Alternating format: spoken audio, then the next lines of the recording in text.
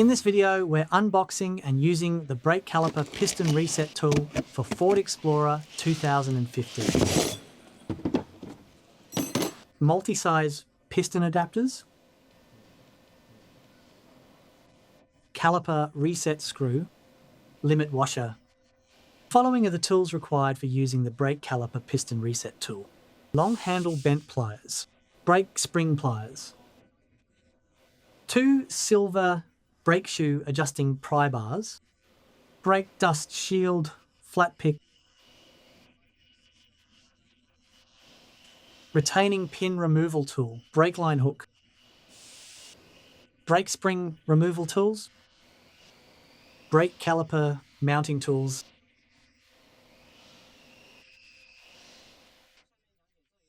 this tool is mainly for disc brakes.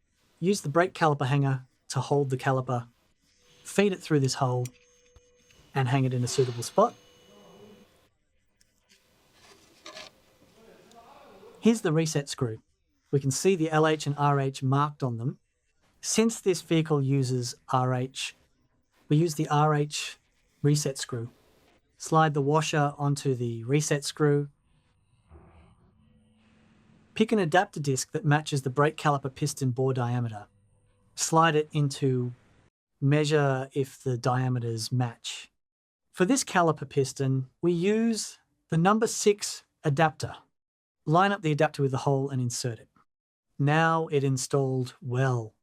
Use the brake caliper piston reset tool, push the piston back, line it up and insert it. Turn the screw, make sure it attaches the washer. Before resetting the piston, lubricate the rubber dust boot on top of the piston.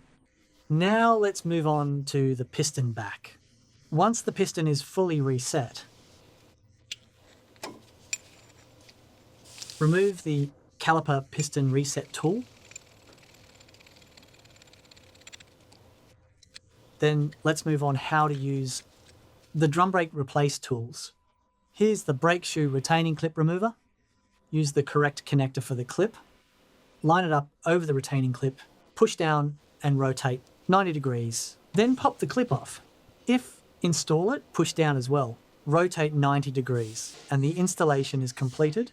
These 3 tips are for different retaining clip sizes. These are used to adjust the parking brake tension. These 2 tools help with spring installation. Take out 1 spring.